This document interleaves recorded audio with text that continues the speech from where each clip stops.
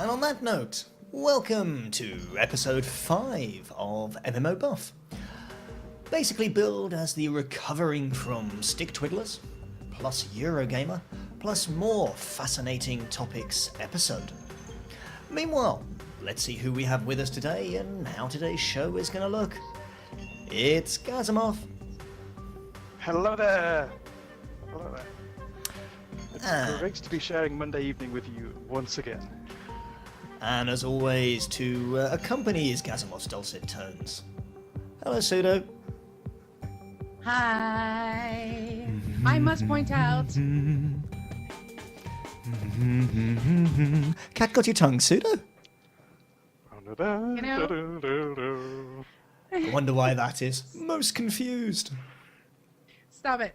Hey, at least I don't look like I've spent 3 days without shaving. It's a look.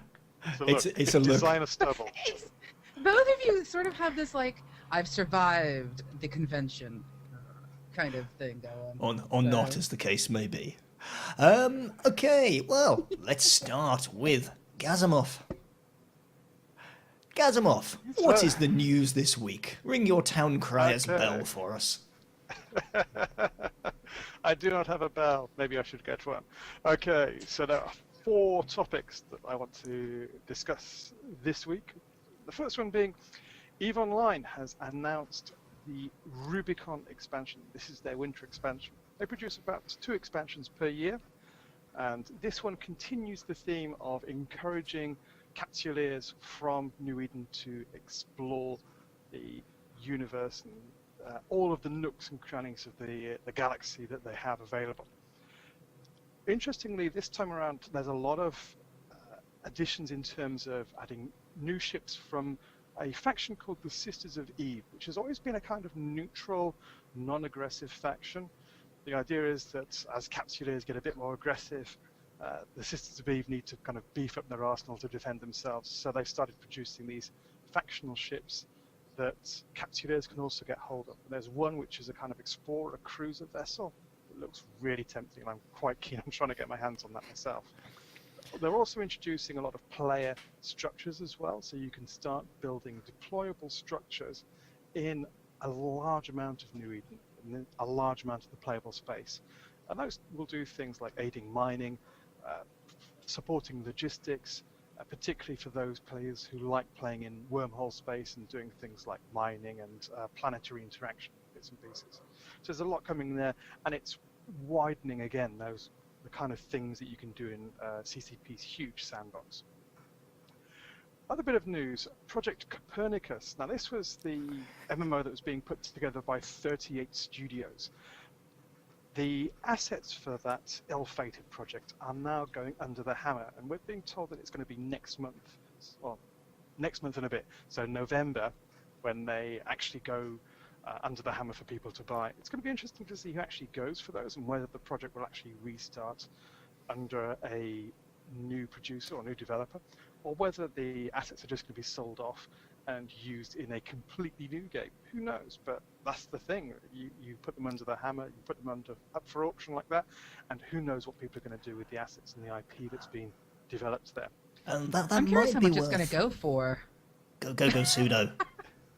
I was going to say, I'm really curious as to what that's going to go for. I mean, I have seen several games now go up for sale, like old school games that have their IPs gone or the studios closing or what have you, and they're selling off all the IP. And it's just, I've seen a variety of prices, some that you just sit there going, that's it, and others going, are you nuts? Why would you pay that much? So I'm really going to be curious, not just to see who gets it and, you know, what'll end up happening with all the assets, etc., but I'm really curious to see what it's going to actually go for. Well, the assets deliver several things, and one of them is the hype and the backstory of this whole sorry saga. I mean, I don't know how many people here are familiar with the ins and outs. I'm guessing the proceeds of the auction are all currently going to the state? Yes, that's correct. So they'll be going not just to the state, but to the various creditors that 38 studios has. So this is an opportunity for the insolvency practitioners to try and recoup as much for those creditors, of which the state is quite a large creditor on that. I think it's also going to be interesting though, because you've got a lot of people who develop, or a lot of studios that develop based off licensed IP as well. So it's a case of where does the cost lie in terms of this versus doing a deal with someone like Marvel or Tolkien Estate or something like that. You get the idea for producing a MMO based on those universes and those worlds. So it's going to be interesting to see where that sits, because it might be that there's a little bit of stored goodwill, but it might be that someone just says, okay, we'll take the models and the graphics that have been built and use those as the basis for our own IP. So who can say? In terms of other news that's come out this week, Wildstar have announced their, well, I wouldn't say announced, they've produced a dev speak video for ability mechanics, which is showing all about how players can move around in the game world during combat, and it's really layering on top of the kind of hotkey-based systems that we've experienced with older MMOs and the newer active combat systems that we've experienced with things like Guild Wars 2 as well. And it's kind of, they call it their secret sauce that makes up their own kind of combat sandwich. It's well worth watching if you're looking for a bit more detail on how Wildstar differs from other MMOs, particularly in terms of the moment-to-moment gameplay. But it's also worth kind of pointing out that they need to start now showing us some of the more detailed stuff. So some of the dungeon telegraphs, some of the raids that are going to happen. We've seen a lot of the basic stuff and a lot of kind of introductions to Carbine's latest MMO, but we want to start seeing the more advanced stuff now. Really get into the meat of what it's going to feel like in mid-game and end and elder game in terms of playing these characters. Really get a sense for that crunch. But we'll see how that one pans out. I don't think it's going to be long now. I don't think it's going to be long before they start doing dungeon. I think we're into the phase where more and more information is going to come out. So we will be having the Wildstar episode very soon. They did hint that, the next things that they really want to start getting into are the classes, and we're still kind of waiting. Patiently. Although there's hints, and of course, you've got your disclaimer, and if you had your contrast at the right thing for the right screen, you could see things, but I'll make people go watch it so that they can actually try and figure that one out. And another small announcement, I believe, Gazimoff, by a company that are well known for making small, non-disruptive announcements in the gaming space. You could say that. So there's this very small studio called Valve that you may have heard of, that have been they've been known for producing the world's most anticipated MMO, or not MMO, game in terms of Half-Life 3, and never ever talking about it. It's like, okay, we'll just troll our fan base with that. But they've done 3 announcements over the course of last week. They announced they were going to launch a new operating system based on Linux called Steamos. They announced they were going to produce a range of boxes, loosely called Steam boxes, but not quite, all running the SteamOS, all designed specifically with that OS in mind.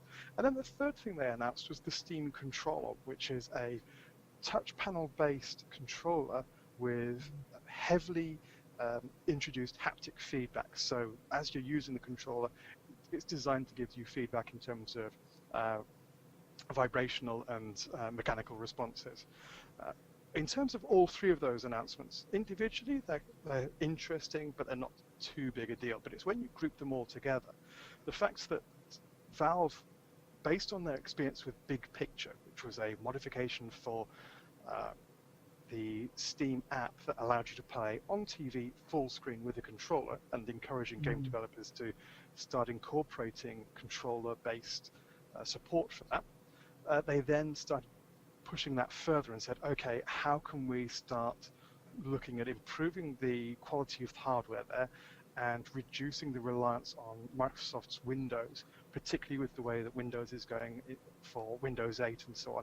And it's becoming much more of a business OS than a kind of consumer OS with things like Windows 8 panels and stuff like that. It's kind of really disrupting a lot of the home market and forcing a lot of resistance for people to upgrade.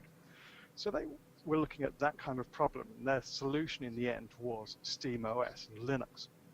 But that in itself presents a range of problems, particularly around getting graphical support. And the two stalwarts of NVIDIA and AMD have typically lagged behind in providing comprehensive graphical support.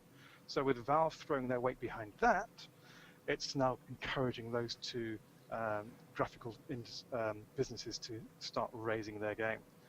So it's really going to be interesting to watch to see how this pans out. One key point to take away, though, is you won't need to buy a Steam box in order to get SteamOS and get all of those benefits.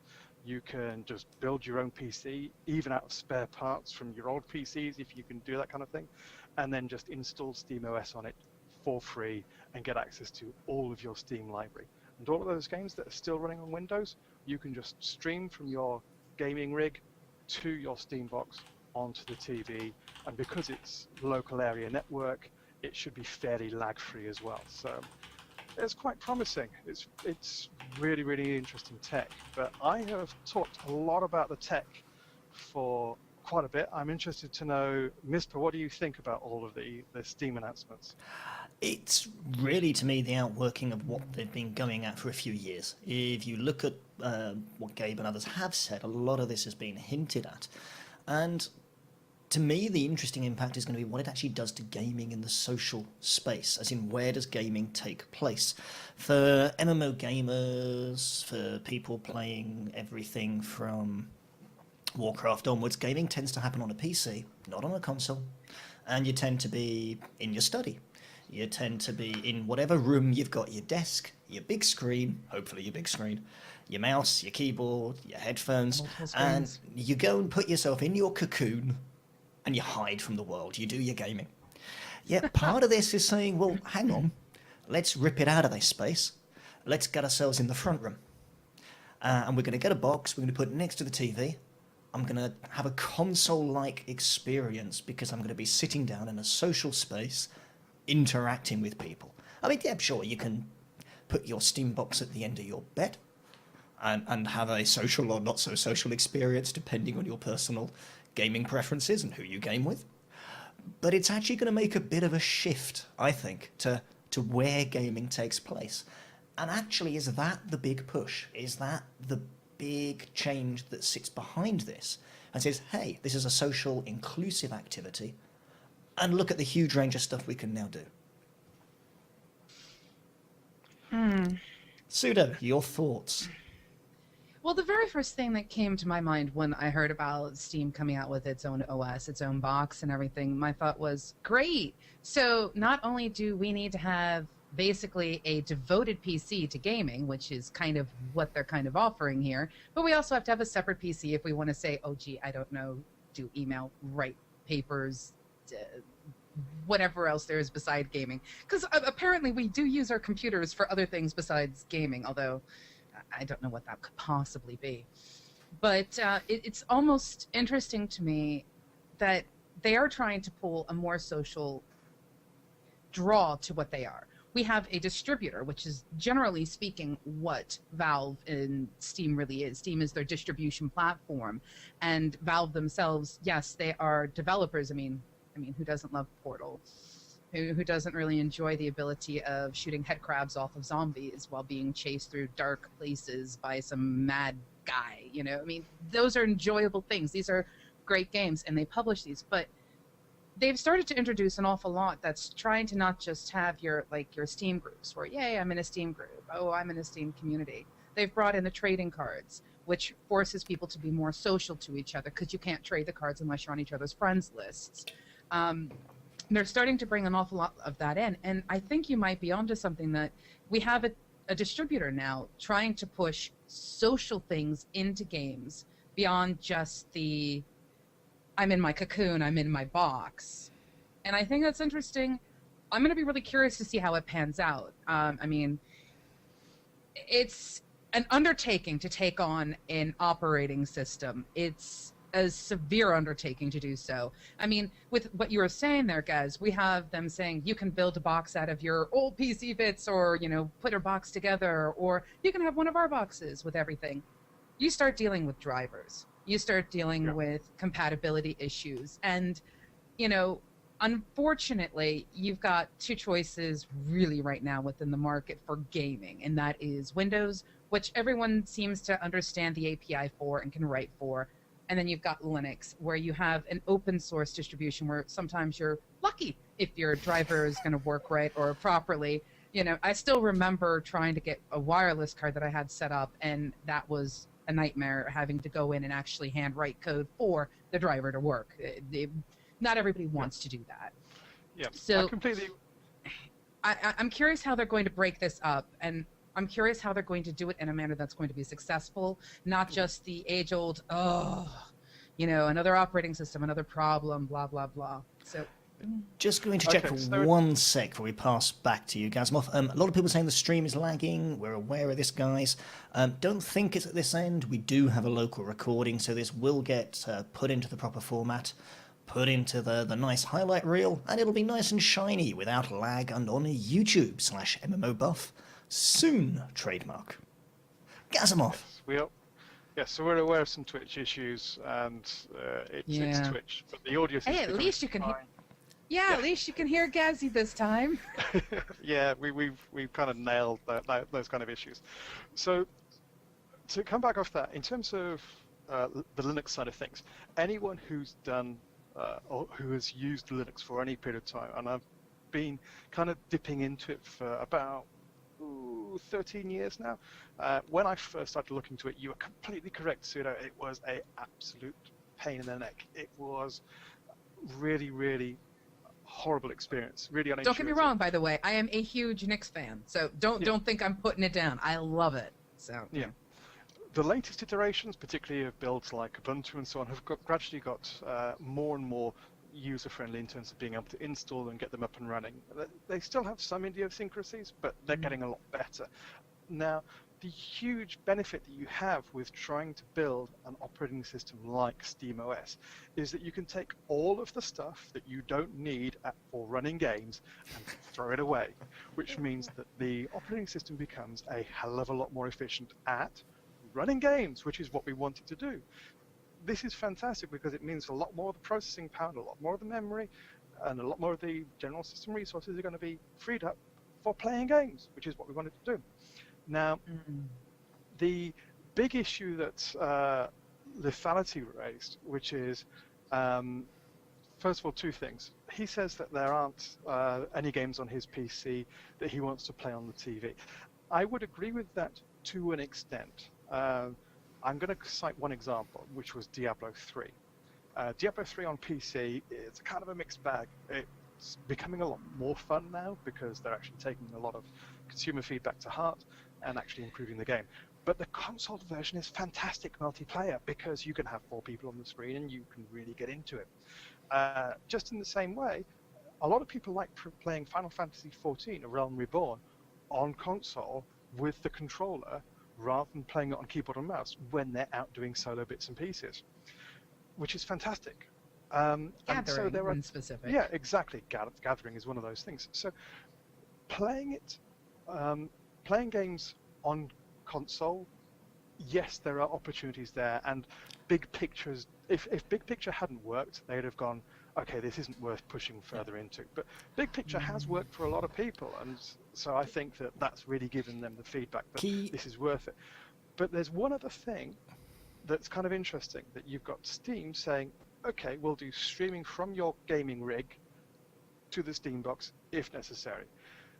NVIDIA are doing something different. They'll say they'll stream from your gaming rig to your Project Shield handheld instead. So they're going for two different angles, and I find that interesting. But and there which is one's going to work out. There is a clear crossover there as well, however. And let's drop into Roundtable for a moment. There's a clear crossover here because we talk about I'm in the front room, I'm on the big screen, and yet I'm interfacing with a controller. So that actually is my window into the game. And whether I'm using a box from NVIDIA, a Shield, or whether I'm using a device in my front room, be it haptic or otherwise, my interface into that world is that controller. So surely that's the convergence point between these two ideas and these two strategies. I would say yes to an extent. However, and I would say completely agree with you if the controller that we're going to use it was the same kind of Xbox 360 or PS4 controller. And I was having a look around because I thought I had an Xbox 360 controller lurking around here somewhere, but I don't. The reason that Valve have brought out their haptic control with the two kind of touch pads on the front and the displays and the things on the back and the things on there is because they realized that for PC gaming, particularly for things like real-time strategy, we need a controller that's more precise, more flexible, has more fine movement where we need it, but can also cope with a much larger range of inputs rather than hammering buttons and twiddling sticks. Have you ever seen those comics where they have people who've been playing with the controllers and just this joint here is like this big from calluses? Yeah. That's kind of what I see when I see the haptic controllers, just this indentation. I'm like, great, now we're going to get it all over our thumbs. But yeah, sorry. Go right ahead.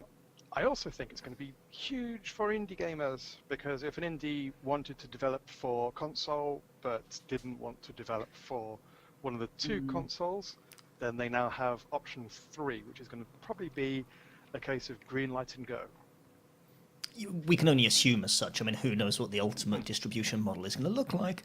But they've come up with a channel model that certainly works. In fact, they've reinvented large parts of the gaming channel.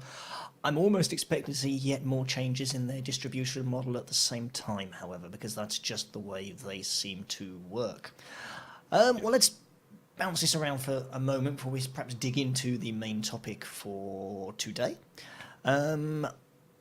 I'm going to throw something out there that could lead to something interesting. As some of you know who watched the post show last time, I am off to BlizzCon in a few short weeks, but I'm also going to be dropping into the offices of a certain company called Nvidia. And who knows what interesting things are going to come out of that, he says, saying absolutely nothing. Meanwhile, let's have an introduction to the topic du jour. Shall we bounce that one to you, Gazimoff, and then perhaps if it's somebody's, they can take first stab at the answer. Gazimoff, what at is... At this point, that's just become an elephant in the room. Just say it. Just get it out of the way. It's just this big old elephant. Elephant in the room. Gazimoff, what is our main course? Okay, so topic of the week.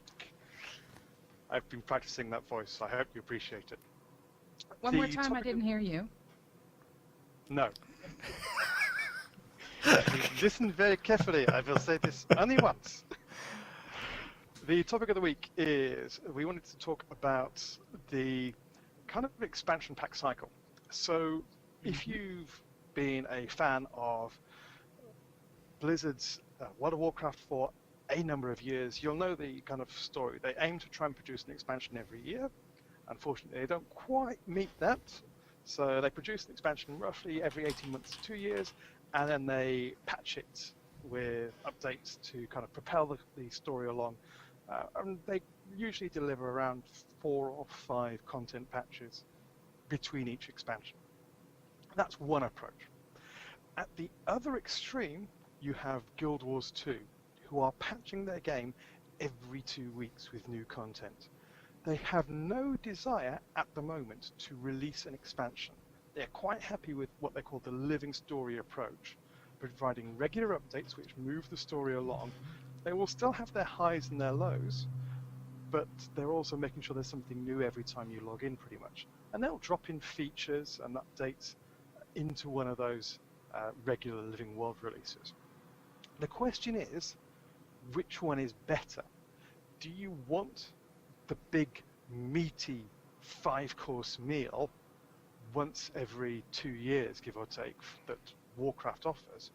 Or would you prefer the small hamburger-sized snack every 2 weeks that Guild Wars 2 are prepared to deliver to your door for free? So, Pseudo, I'm going to ask you that one first. Well, first I need to throw out there that there is a very interesting, well, I should say there's a distinction between what Blizzard has done with their releases and their expansion versus what Guild Wars 2 is trying to accomplish. As they stated at Eurogamer, what they're looking to do is not separate or drive a divide between new players versus old players. I mean, we've just seen in EverQuest 2 this new thing of, ooh, buy a heroic character at level, what was it, 85?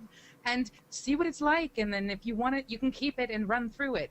And that's because there's content that is not capable of, or not possible of being done in the past unless you have a group, and you can't even skip it. It's just not the way it works. So when you've got things like WoW and World of Warcraft in the way that they've done things, they've had to consolidate their servers. They've had, in my opinion, they've had to do it because they're at a point now where they've got 4 huge islands or land masses. Trying to find someone to play with is difficult because there's just so much space, not enough population per server. So they've smushed servers together. So some areas you're going to run across people from other servers. And all this is an attempt to ensure that there is somebody there. So with that kind of thing, that's what's happened. Whether it's a result of poor planning or whether it's just that's the nature of the numbers or what have you, I'm not certain I can answer that one right now. But what they were talking about, Guild Wars 2 team was talking about was, they understand that some things are going to be interesting to others, and they use metrics. And this is something we discussed in a previous show, the importance of using metrics. They're using metrics of not just what people are saying on the forums, what they're bringing to the community managers, but also where are people in the world? What are they doing? And they have specifically stated, they put this giant map up on the screen and they said, so this is our map of our world. And this are the things where we've actually applied patches or changes to. And it's like this big. I mean, these tiny little dots all over the particular world. And, pardon me, they're saying they're doing this specifically because they don't want to fracture the community. They want people to be around. So if you look at a expansion cycle that does not necessarily add land mass, that could work because people and population is going to be present. If you look, however, at, say, doing a 2-week cadence where you have all these things coming in, you could still fracture if you're adding mass and to the different places, adding new locations, etc. Not dungeons, mind you, but just new lands, etc. Because at some point, you're going to find the population of, we've been playing since day one, and hey, I just discovered this game after 2 years of its release. But there's a difference. And I think it's not necessarily the cycle that you go with, but what you do with your cycle. If you want to bring out an expansion every 2 years, and let's say it dramatically reshapes the world, great. Just don't add more landmass because you're not going to run across anybody anymore. So, 2 cents. There you go. Whisper. So, I'm in my Lawrence Llewellyn Bowen look due to an inability to unpack my suitcase to post Eurogamer, but we'll come back to that one a little later. And yes, this is Eurogamer StickTwiddlers recovery face that you're looking at right here. However, we're talking about expansions, we're talking about release cycles, and as Gazimoff eloquently put it, do we want the big hefty 5-course meal every couple of years? I like mine a few times a week. Or do we want lots of constant Scooby snacks along the way? Well, I say, why not both, to quote a popular internet saying. There is something very special and something very exciting about a major content release, particularly if you're in a guild environment where you're surrounded socially by others, and you're able to say, hey, we're looking forward to this, we're waiting for this portal to open, this boat to set sail, this gate to appear, and I'm going to go to ABC Ujima Flip and run to kill the dragon, or rush to do the next 5 levels of content, or go explore feature X. It's fabulous stuff to me. And if I have to choose, myself as a gamer, I am going to choose the big changes and the heady Russian experience that comes with, hey, new gameplay, let's go do stuff. Now, that doesn't mean, however, that regular content updates don't have a really valuable place, because they do. But I think there should be a balance. I think what's being done by NCSoft Guild Wars is clever, innovative, and ultimately I think it's going to be quite game-changing in a European market. They're taking an idea that happens in Asian markets, doing it in a European market, but for my money they're actually putting a lot more quality into it than we're used to seeing with those regular updates. So it's interesting that you want to have your cake and eat it, so to Yes. speak, or rather, have your gâteau and eat several cupcakes along the way. Okay, who doesn't? I think I just want to touch on something that both Pseudo and yourself, Misper, have mentioned, and that's the idea of having a world to explore. Now, we all know, as part of the battle kind of MMO player stereotypes, if you like, that explorers are one of those. And one of the things that is quite important is providing people with places to explore.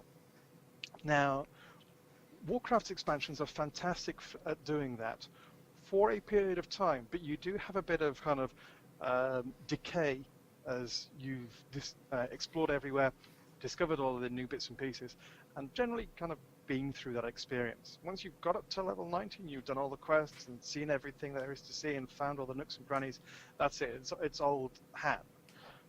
Whereas there's a little bit to be said for this world that I know fairly well suddenly is different and has changed or has evolved, and I'm continually discovering new things within it, which is something that the living world does quite well. But it's not the same type of discovery. That's the thing. A little less exciting? Different.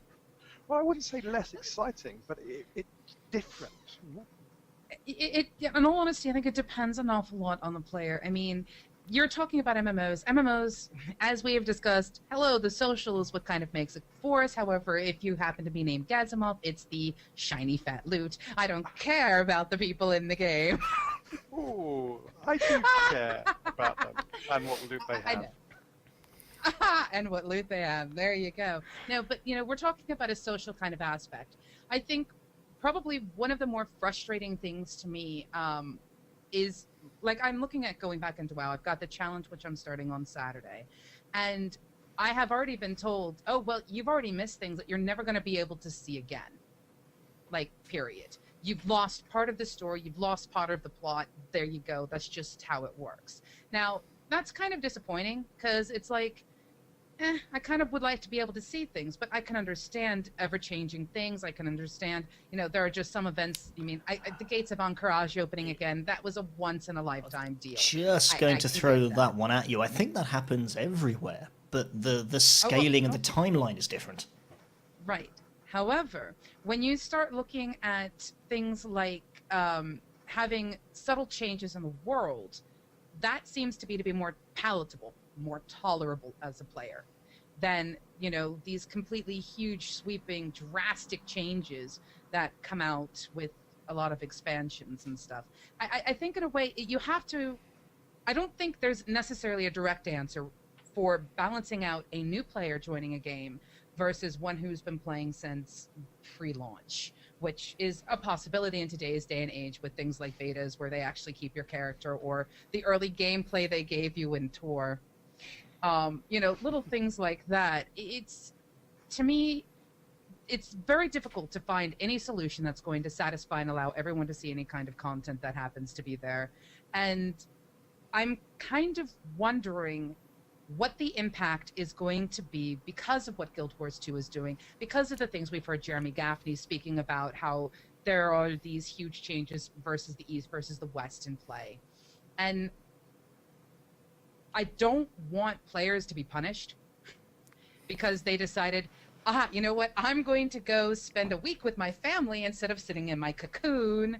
So, let me go do that. And all of a sudden, you've lost your chance at, like, a huge event. And, like, everyone's running around with a tiny little Murloc pet. And you're all sitting there going, I want my Murloc pet. You evil people, I want my Murloc. But it's sort of one of those... in an MMO, because it's ever going, it's supposed to not have an end. Because of the fact that the story is constantly being evolved, you're going to have to miss out on things. That's just how it works. But how do you prevent new players from feeling like they've lost everything?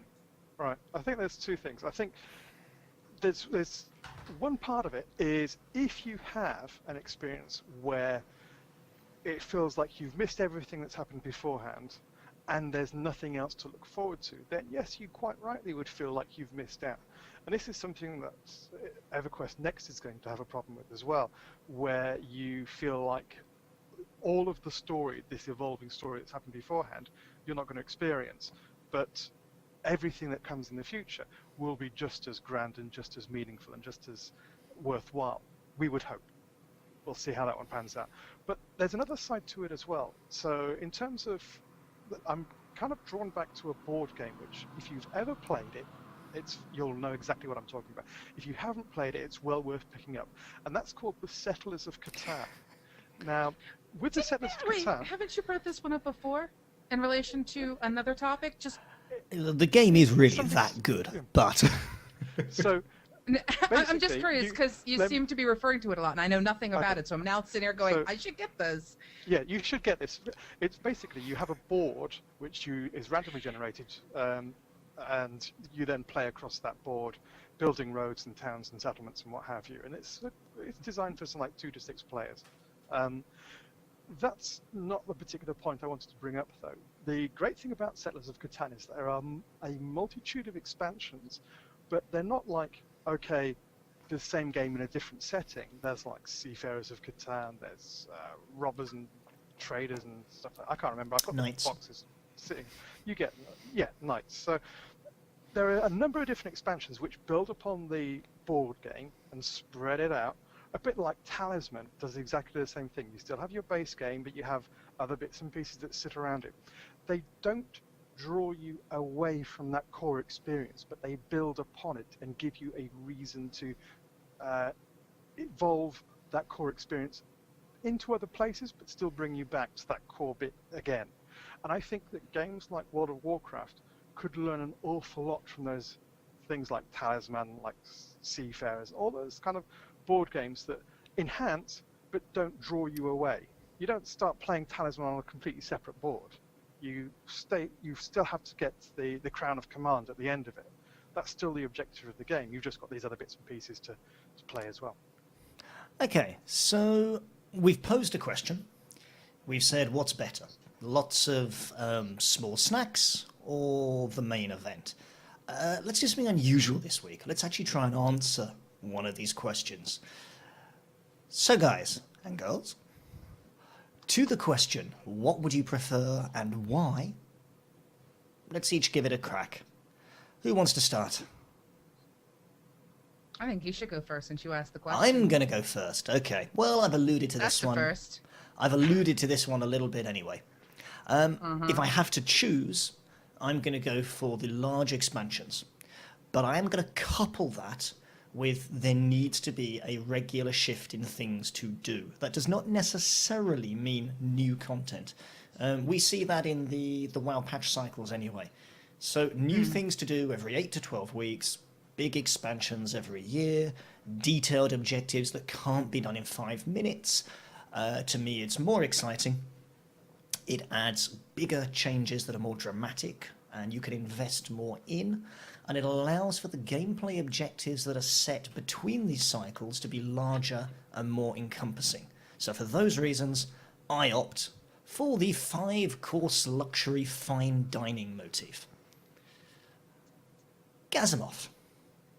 Okay. Comparing this to food. We always compare things to food. I am so hungry. Anyway, go on. In terms of my own personal preference, I think large expansions are fantastic for where you want to make a fundamental change to the game world, either by opening up a completely new area or by completely revamping the existing game world. So if you want to do some like a big cataclysmic event, for example, that works quite well. What a name drop. However, I think 3 to 4 months between content updates is not good enough. Is really not good enough. People get bored and go somewhere else. But 8 to 12? That's pretty much what I did. Sorry? 8 to 12 in terms of weeks? I would say that 8 weeks at a maximum. I would say between, ideally 3. I think 2 weeks is a little too aggressive, particularly for those of us who've got stuff to do for a week or 2 weeks and then come back and go, but I wanted to do that thing with the thing and the crabs and the thing and the crabs and I think that something like 3 to 6, maybe 3 to 8 weeks is the kind of area to look at. I think any longer than 8 weeks, and you've got a problem, a big problem. And I think that's going to be Blizzard's main challenge after the next expansion, is getting themselves into a shape where they can do that. For ArenaNet, they had to completely restructure to pull it off. Let's see what Blizzard need to do the same. Pseudo. See, to me, That just sounded like a muffled foghorn. yes, not only that, but it sounded incredibly creepy, and I think I should be checking out my window. Shall Probably we see a just say floating happy head. birthday to Pseudo, people? Yes, thank you. I'm a year older, definitely not a year wiser. Right. In relation to which one I would prefer, the reality to me is it depends on how much time I want to dedicate to the game. I have to be blunt. In a game that I know that I can't play continuously for a minimum of 15 to 20 hours a week, I am perfectly fine with having the so-called 5-course meal dinner. I'm fine with waiting for things to have these huge, everlasting and humongous event changes. I'm fine with that. However, the reality is if I'm going to spend anywhere from 15 to plus hours in a game per week, which tends to be something that happens with MMOs because you get excited about, hey, my friend wants to do something, let me go help, or maybe I should farm for a raid, or, oh, let me go kill somebody, in PvP or what have you. At that point in time, I really feel that there needs to be really 3 types of patching going on. There needs to be the balancing patches, which is just a given. You're never going to get anything 100% correct. I don't think it's possible to sit down in a game and say, we're done with the mechanics. I don't think that happens. I think that there needs to also be content of some kind, be it either new itemization, new loots, and how you get that, I think I should leave up to the developers. Some may focus on the dungeons, some may focus on the world bosses, some may focus on the stores with prestige that you use with PvP or something, what have you. There needs to be some kind of influx of visual change for the characters themselves. The third thing is actual world lore story changing stuff. Now, if that happens to be which is really weird in the case of Eve, you've got a bit of a story going on there, but it tends to be very different purposes. So Eve's a little in its own, as always, in its own box, but in a regular MMO that has some kind of lore to it of some kind, I think there needs to be something coming out to progress the actual story. So in my opinion, there should almost be this sort of rolling, hey, we're going to balance this, then bring some new itemization, and then change the world. And have this sort of rolling thing going. To me, that just seems to make more sense, because when they try to bring in new things at the same time as making a balance change, things kind of get screwed up even more. So I would rather them focus heavily on fixing a specific area with their minds and then go, okay, next. So to me, it would make more sense to have small bite-sized chunks that are rolling but are sort of theme-oriented based around what the game actually is. Okay, well, we'll probably come back and do a little bit of random Q&A, or there's been some good questions in the channel that I've seen fly by. But we've Also, thank you, got- everybody, for the happy birthday stuff. We've probably got at least 1 or 2 other things you want to touch base on before we cut the YouTube bit and move on to the randomness that is questions. And something else happened over the last few days that some of us might have been a little bit involved in. Let's drop into round table mode and say Eurogamer.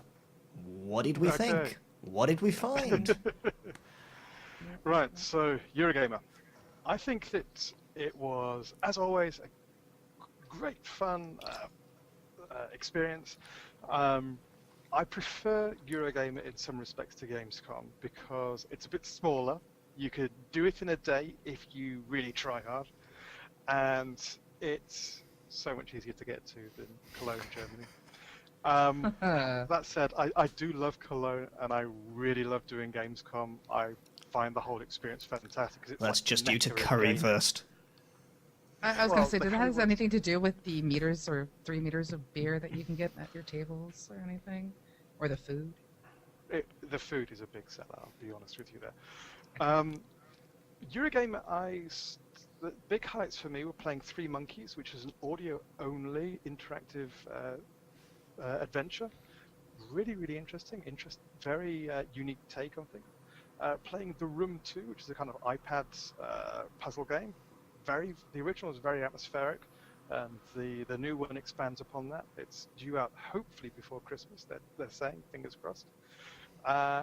Dying Light, a kind of retake on the zombie genre, reminds me a lot of Shaun of the Dead in terms of the kind of parkour movements type thing. You know, when the guys are trying to leap over the fences and stuff and trying to evade the monsters, the zombies, and how the zombies behave differently between daytime and darkness. All those kind of cool things.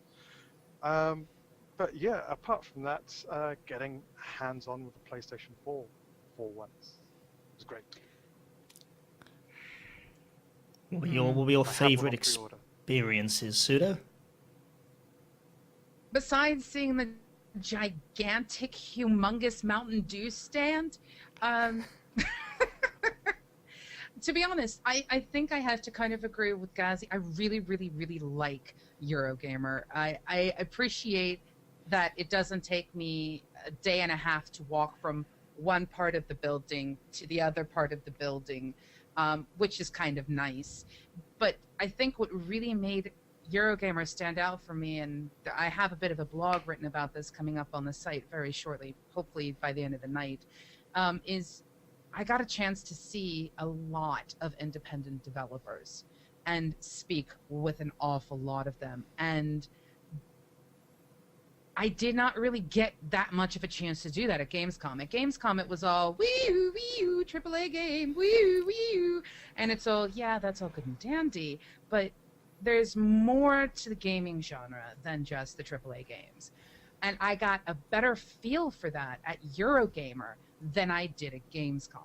There was definitely this sense of, yeah, you've got your Xbox stuff going on, you've got your PlayStation stuff going on, and, you know, the couple of people I bumped into, they had the debate of, I'm an Xboxer, I'm a console player, PC gaming, that's nothing. And then, of course, you get the reverse. But you actually felt that there was this culture of gaming at Eurogamer. Whereas at Gamescom, I felt like I was fighting the swell of these massive amounts of bodies with questionable hygienic qualities just to get to one part. And when I got there, I was lucky if I could talk to somebody.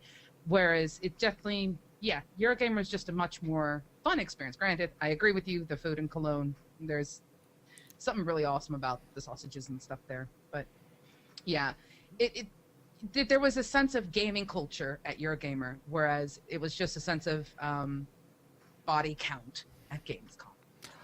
They are pretty different. I would have to come down on the Gamescom side of the fence if I had to say where did I have to choose to go. They both add something to the mix, and they both add something unique. If you're pressed, Gamescom all the way, because you actually have more of a chance to sit down with the developers, sit down with, you know, whatever presentation they want to give you, whereas Eurogamer, it's not so much that. It's more about the actual gaming experience, which I think is why there is that difference. So, of course, for Gamescom, for you. But I would say there's a little bit of both. If you've got the Gamescom, you're quite right, it's very much about the AAA titles. And there are an awful lot of them that are presenting, and they all go to Gamescom because it's the kind of melting pot of a large number of developers and a large number of press. I think it was like 6,000 members of the press were present during that convention. Eurogamer, because it's a smaller, more local event, it's much more suited to going to meet the indie developers, and there's a lot more free-form stuff happening there. And you can usually find more interesting titles in terms of idiosyncratic mechanics and stuff like that, and also some much more spontaneous conversations and interviews as a result of that. And I think that they're valuable for different reasons. I loved that they had the sweat box that was the indie arcade sponsored by Sega. I found that slightly ironic as I trawled through wearing a Dreamcast bag on my back. But it was the questionable hygiene is still there, present, but there were an awful lot of hidden gems in that arcade, and it was so worth Yeah. the trek down. Yeah, I mean, to me, there was still some really good contacts made and things happened. Didn't get a chance to play too many games, but I usually end up talking to too many people to actually make that happen for me while I'm at a convention, I'm quickly discovering. However, that led to the NVIDIA contact, the fruit of which we're hopefully going to see soon. We're going to be doing a few more interesting games, some indie, some not, on some of the streams soon. Some on here, some on personal streams. I'm going to be running I'm around. going to be bringing a game to challenge Hearthstone, as a matter of fact. And I'm going to be running around with a rodent seeking meteors. So lots of interesting things going on. But at that, oh no, a piece of news we haven't touched on, and I have to bring this up. We're about to run into the reset for Hearthstone. And this will be an interesting event, because all of a sudden the playing field is going to be leveled. Everyone's going to get their ranks, their cards reset. Those of you who have spent money on decks and cards are going to have the opportunity to obtain more of them again, of course. But it's that big reset, that big button that says, hey, go back to normal. And I'm really interested to see where people propel themselves back to, as that will really tell us how much has been down to cards, decks, starting earlier, things of that nature. But I expect controversy, and I possibly might expect things to open up for people in the next few weeks with that game. So that could be interesting. But with that, I think we've reached the bell for time, gentlemen, please. Not Go, quite. Gazimoff. We do have We do. the Mistress Pseudo has some things to give away, I believe. I actually do. I'm just being very subtle about it. With one of those things actually is linked to a piece of news. So perhaps we start with the piece of news. We can randomize ourselves a winner from those who are interested in the channel. Mm-hmm. So, Pseudo, perhaps you'd like to talk about the T-shirt you have. Ah, you want me to go straight to the T-shirt? Yeah, straight to the T-shirt. Right. Well, this in its own right can be a topic for a show, which I have a feeling it will be, considering. But for those who are familiar with GOG.com, GetOldGame.com, you're not tired. I'm not boring you, am I? But those who are familiar with it might be aware of this. Can you see it okay? I can see to join the clenched fist on the way that I can't see why I'm joining. Is it a political revolution? No, wait. It's a DRM revolution. Perhaps you'd care to explain, Pseudo. Sorry, I'm still laughing over join the fist. Right. Do you want to join the fist? Join the fist. Okay. No DRM. Okay. For those who don't know what DRM is, it is pretty much digital rights management, which is used to prevent things like, oh, gee, I don't know, selling games that you have played that you don't want to play anymore, or only being able to play a game on a certain PC that it's been unlocked for, and if you want to install it on another PC, you can't do it, or what have you. It's all about that. And the good old folks at GOG are actually going to be doing something about it. Actually, a revolution. Keep an eye on the website throughout this upcoming week. In fact, pay attention to it on Wednesday. Some interesting stuff's going to be coming out there. But they firmly believe that they have a way to ensure that if you come up with a game, if you develop a game and you release the game, you don't have to attach DRM to it. Now, in some cases, DRM is logging into the login server and then being told the login server is down. Therefore, you can't play your game because your add-on packs are no longer available or verified for your account, even though you were playing it and it's in your saved data. Not mentioning any names. Yay. Anyway. So what they firmly believe is that they have a business model that not only benefits the gamer by having affordable games without DRM, but also benefits the developer as well, which I think is important, because when you have a game and you want to play it, you need to pay the person who's made it, because honestly, otherwise you ain't gonna have a game in the future. We've seen quite a few games closing and things. So pay attention to their website. There's a revolution coming, and I am planning on speaking with them about said revolution, and maybe even hopefully getting them on the show to talk about it, because I think that's an exciting topic. So anyway, this awesome t-shirt that is all about joining the Fist, or I should say the No DRM Revolution, ta-da! We're going to give away to people who are actually here. We'll randomly make that happen. So, first That's off, one thing. those in the channel, if you're interested in procuring a DRM Revolution t-shirt, Oh, say something. I should state it's a large, just so that you know. Large. So in a And minute, it's going to take them a while to catch up. yeah, in a minute I'm going to push some magic buttons, and it's going to pick someone in the channel that's been active in the last X amount of time. You So, want to say something? Yeah, say no DRM or DRM Revolution. well, or something along I'm actually these- going to pause that statement for future debate that we're going to get into next week. Uh-huh. Oh, yes, we are. So while we are waiting for that, do you want me to... Yep. Well, let's just show. We're going to show the Warframe bits. Don't think we're going to give them away today. We'll just show them and show how shiny they are. And once you've done that, I'm going to mention why we're talking to the wonderful peeps at Warframe. And perhaps we have a few of those we can give away next week.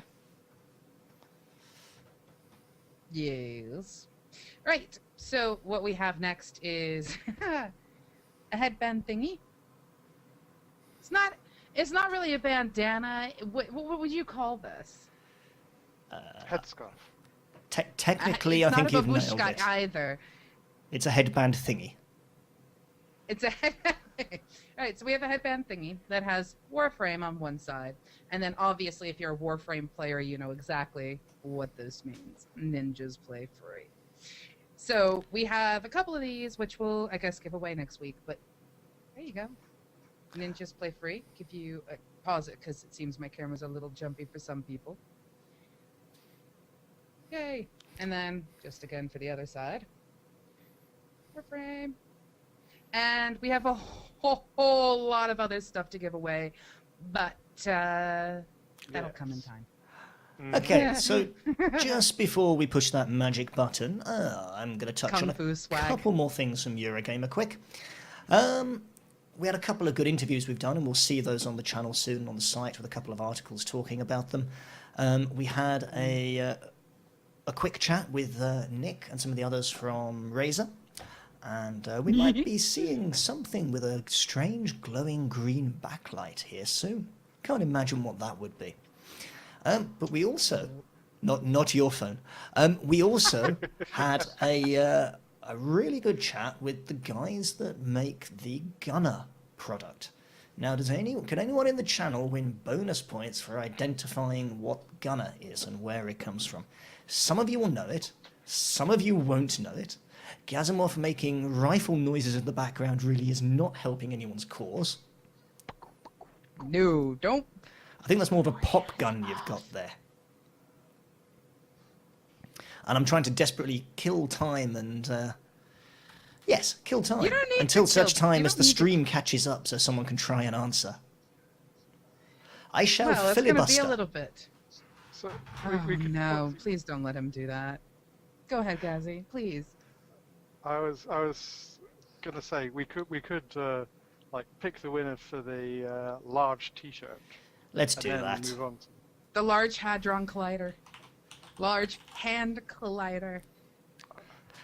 It's only a Hadron Get me Command coat. Collider if Ron is your first name and someone walks into you whilst you're wearing the shirt. Fair enough. Congrats, Starspan and Genbu and the Dist. People in the nose. Right, before that, let's do this. Drum Who roll. wins? And the winner is... Starspan! who has won our EQ Next cards. Starspun, I think we're just going to bundle all your winnings up and send them by courier at some point soon at this rate. Starspun should have gotten their card already. I'm just saying. And in fact, you need to let me know if you haven't, because I kind of need to know that stuff because of how we shipped it and stuff. But yeah, I assure you people, the channel bot is random. Random bot is random. And yes, I'll throw this one out there now. There will be a competition coming up in the week on the website, and we are going to be giving away a pair of Gunner glasses. And that, for those of you who know the glasses, will know that is a rather nice prize. Going to be playing around with them a bit myself, doing a bit of testing. I have to say I was impressed with them at first glance, but there'll be a video up and an article talking about them. And next week, someone will have the ability to win some Gunner glasses. So, moving on, I think that truly does bring us to the wrap-up point. Almost. Almost. I have to bounce back to a pseudo. Pseudo. Yes. As a reminder to people, yes, we know that Miz does his Hearthstone streaming every Tuesday. However, I myself am starting up my stream on Saturday, and we are starting at 6 p.m. British time and running for at least a minimum of 4 hours. I have 3 individuals coming in with me to actually do the challenge of 0 to 90 with undeads. It'll be interesting to see what happens. The 3 all have very interesting opinions, and no, unfortunately, it's not my hosts because they've got their own thing going, but I have undead minions, as I call them. But during that stream, I'm actually going to be giving away one of these. Hey. Which is an incredibly, might I add, high-quality lanyard that is Blizzard, Diablo, World of Warcraft, StarCraft, and other stuff. And it is really good quality, like really, really good quality. So I'll be giving away something as well, because swag, we have it. Cool. And on that note, I think we're going to say some goodbyes. Some goodbyes, or even possibly some goodbyes. And then we're going to bring up that little static screen you've seen before with the hexaphone on. But do not despair, do not flee. We shall be back after a short break to talk about random things, answer questions, and talk about the topic that can't go into the main show, the awesomeness that was the StickTwiddlers Eurogamer After Party. And on that note, say goodbye, See you Gazimoff. next week, Kai. Bye. Say goodbye, Pseudo. Bye-bye. And finally, this is Mizpah, signing off.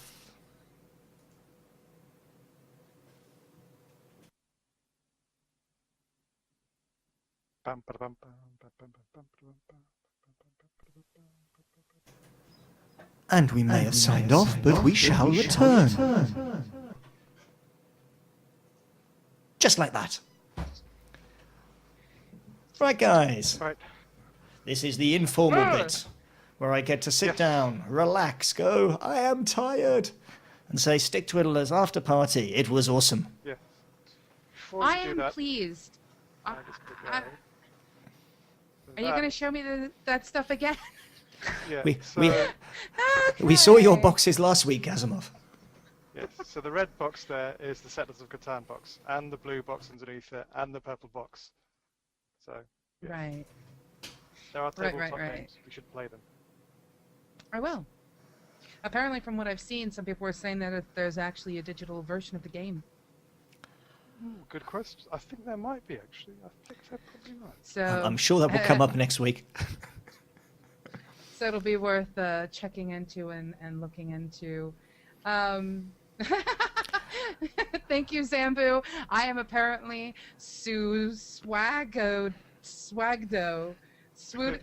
That sounds like a rare breed of Swagger Pokemon. do. No, okay, let's not go No. there. Hi, I'm the Pokemon No. that brings swag. Disconnect my Mr. from the stream. I wish I could. I have the magic buttons. I have power. Or something like that. Well, the thing I was going to say about the StickTwiddlers is it was really, really, really nice to know that we had broken their record for their charity event. Yeah. So that, without a shadow of a doubt, that just makes my heart go out to them. Do you guys know what they did with their charity donations in the past 2 years? Or would you like me to tell you? Do tell. I'm sure Okay, the stream first would off- like to know. Or if they don't like, if they wouldn't like to know, they probably should know because they're awesome and people need to know about them. Very, very, very, very, very, very much so.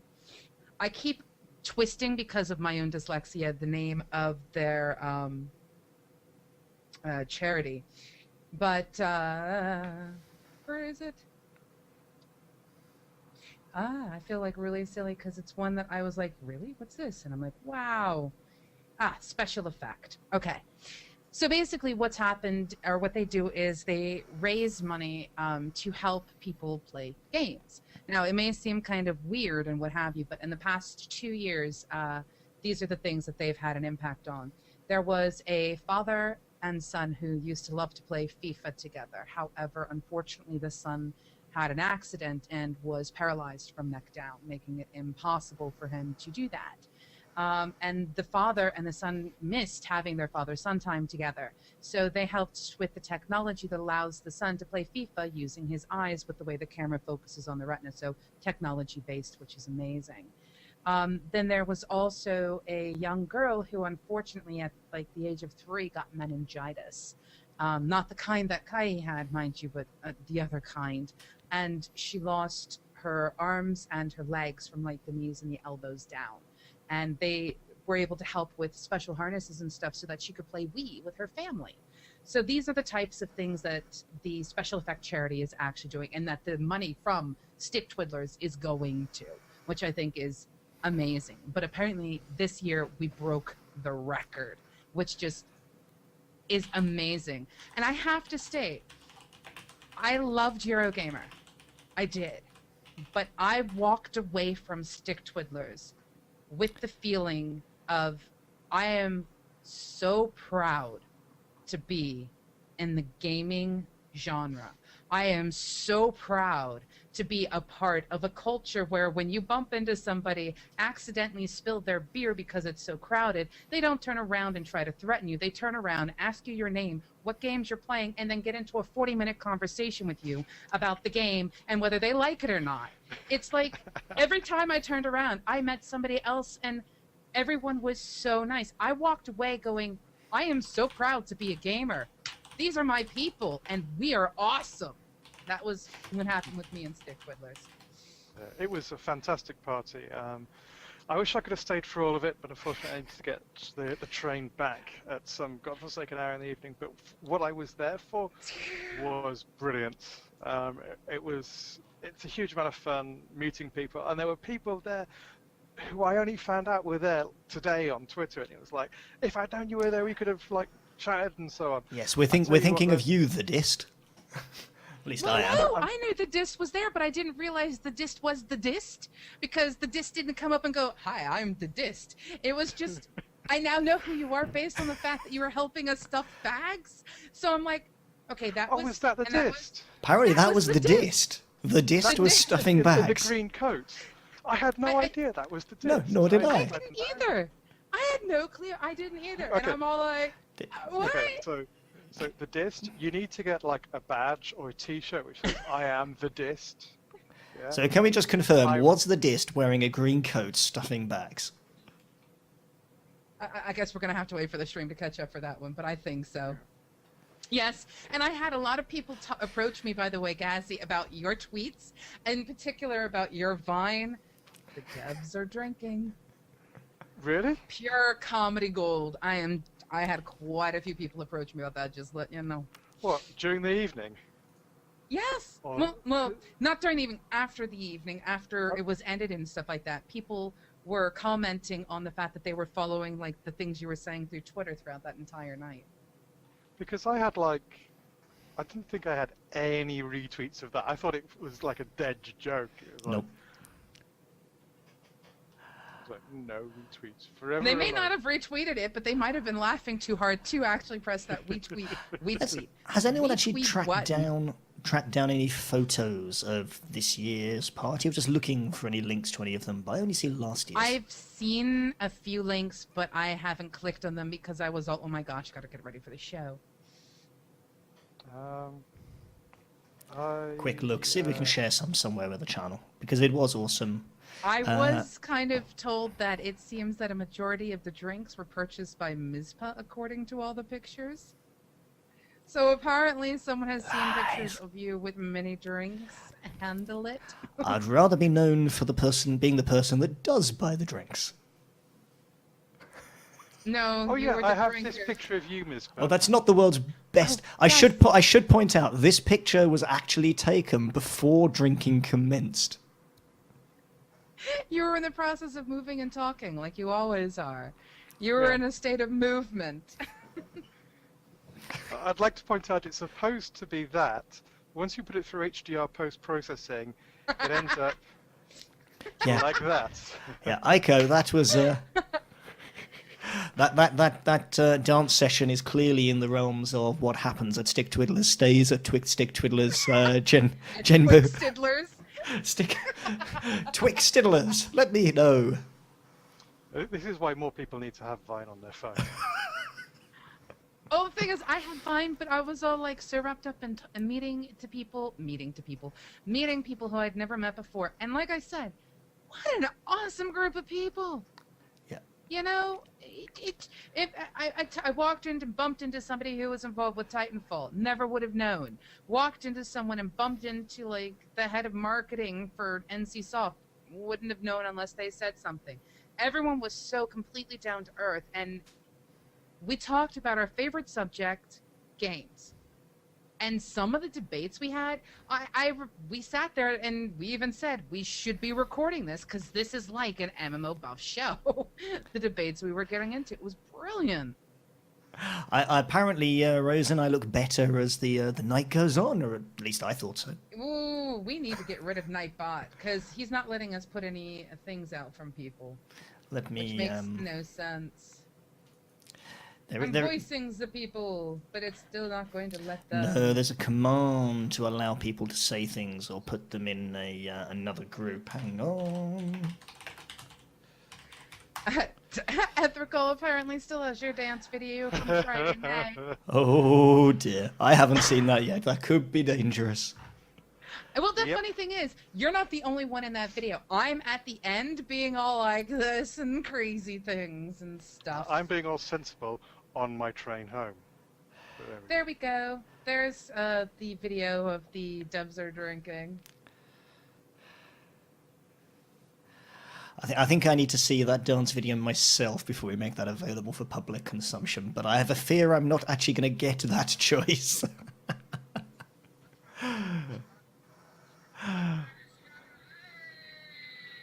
Strange background noises. Oh, the Vine is being watched. I love that Vine. So, guys and girls, there were some questions that actually needed answering on the back of the topic. Yes. Oh, yes. So- Yes. Yes. Was anyone collecting the questions, or should I just scroll up? Go scroll through them because I wasn't collecting them because I was paying attention to... Yeah. So the disc asked, do you think Blizzard could release content? No, I think they were talking more about Guild Wars 2. Do you think Guild Wars 2 could release content less often if they made content tougher and actually take more time to complete? And I think personally, no. I think that if you make content tougher and more difficult to complete, it appeals to a different subset of MMO players. Some players like easy content that they can chew through quite happily, you know, kind of pre-digested, bite-sized, that kind of stuff.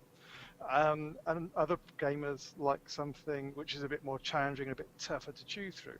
People like Misper, who likes his steaks well done. I think that... Misper does not like his steaks well done. I like my steaks to go moo. Metaphorical example. Metaphorically. Yeah, that'll work. I think that you need both types of content I think if you're producing general content that is designed to be hard, then you need to have a player base that expects hard content from the off.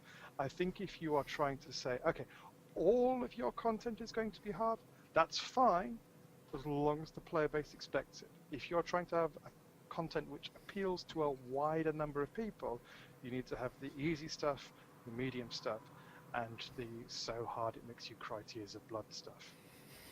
Hey, Tears of Blood is awesome. Just saying. I really like really hard content. I really, really do. Yeah, and some people do, and that's fantastic. But some people Are you don't, not one and of that's them? awesome. But it isn't everybody. That is a very fair comment, Okay. and they need to Yes, match the fair audience. Yeah, and it's like, I'll give you an example. Jumping puzzles, I find quite enjoyable if I'm doing them on my own. If there are other people doing them at the same time I'm trying to do the jumping puzzle, I will want to do hideous things to their character in order to get them to stop doing the jumping puzzle while I'm trying to do it and concentrate and pay attention and stuff like that. Because I can't see where my character's supposed to land. Did you do the holocron stuff in Tor? No. No. I've done the jumping puzzles in Guild Wars 2, and they're awesome and convoluted and difficult, and if anyone else is doing them, I'll go to an overflow. I have to say those jumping puzzles are probably the best example I've seen implemented of that type of gameplay in an MMO, by far. Because I play a tiny little Azuran, and when you're trying to do a jumping puzzle, you've got big beefy Norn or Char or Elephant trying to do the jumping puzzles at the same time, and you've got this tiny person. And you've got that moment where you're I- blind and you can't actually see where you're going to land because of the size of your Exactly, and character. then you're on the cam- Yes. And yet you're planning on playing a Chua in a game that involves things like explorers. Exactly, yes. Are you a But glutton has- for punishment? It'll be easier. He'll be smaller. Yeah, you have double jump, which is twice as cool as regular jump. And if anyone gets in my way, I will just open a trans-dimensional wormhole and they can breathe space. Gazimoff the Friendly once more offering those words of wisdom and a friendly gloved hand. Wow. Sadly, the hand has spikes all over it. Wow. When Oh, they're apparently getting lag from us. Oh. CRB Anlaf says I should play Chua because it apparently suits my personality. I'm not sure quite what he meant by that. I completely agree you should play Chua, because it then means I shall be able to hunt you down and exterminate you. See, I don't want to kill you, Gazi, but I'm going to support my guild members. So. Well, you can both try, and if you can get past the sharks with laser beams, then good luck to you, is what I'll say. That's what dodge, sprint, and double jump is for. Yes. I'm throwing down the gauntlet. Let's do this. Are you listening, Carbine? We've got Gazi the Chua versus whatever the heck I end up playing, and Mizpah, whatever the heck he ends up playing. 2v1, 3 people enter, 1 Chua dies, the other 2 leave. Just saying, let us try it. I'll bring a mousetrap. All I'll say is, bring it. Your targets will be bigger. Which makes us more lithe. We'll be able to dodge and be all like, would you? And you'll all do, yeah. Yeah, dodge this. Bang! Okay, guys and girls, anything else you want to touch on before we call it a wrap for the night? Ryugan asked me about the Halloween Guild Wars 2 jumping puzzles. Yeah, the Halloween Guild Wars 2 jumping puzzles were painful in the extreme, and I did not complete. But I'm hoping that they will have learned from their year of doing jumping puzzles when it comes around to Halloween this year. Painful However, due they to have difficulty said that or a lot of the interference? stuff, they said that a lot of the stuff from the previous Halloween stuff was going to be coming back. So... Now, for someone that hasn't done the whole pumpkin thing, what was the issue with the Halloween jumping puzzles? With the Halloween jumping puzzle in Guild Wars 2 was very, very, very hard. It's just that simple. Yeah. That sounds good. It's not Maybe the people. It's not. It was just a hard puzzle. Ta-da! It was a very, very, very hard puzzle which was prone to several weaknesses if you were having lag or if you were trying to do it with a lot of people or stuff like that. With the Christmas jumping puzzle, they actually changed it around a bit, so you had multiple start points through the puzzle, which all led to one central point. So you would randomly spawn in at one of 4 starting points, and those who survived would get to the end. And that was a much better way of doing it, because you didn't have this huge crowd at the beginning, and you gradually thinned the herd as you got towards the end, which made a lot more sense to me. See, there were 2 that really caught my attention. I don't know the names of them. One of which was in an open plains and field area where there was a spiral motif on the floor, and you were going round and round and up and up and up. And there was a wonderful critical point where you had a series of jumps that if you missed, you were dead, which I thought was fantastic. I really liked that. The other one that I really appreciated was one with a number of portals that you had to key yourself to go through by going to a certain point and flipping a switch. And there was also a where do I go next theme running through it. It wasn't just a linear go from A to B. Some of the worst jumping puzzles, or some of the most interesting jumping puzzles you can get, are the ones that take place in a room that is pitch black, and you have to navigate from one end to the other. The only way you can do that is if you bring a light source with you, either through your class, having something like a flamethrower, or some kind of flame or light effect, or by bringing something like a torch with you that you can then carry as a small light source around. The piratey one. Really good because, well, there was a piratey one, and there's a couple of others as well in the general open world. And those are really, really cool. Don't get me wrong, I love that content exists, and I love being able to tackle it every so often. I just wish I had more time to do it. Yeah.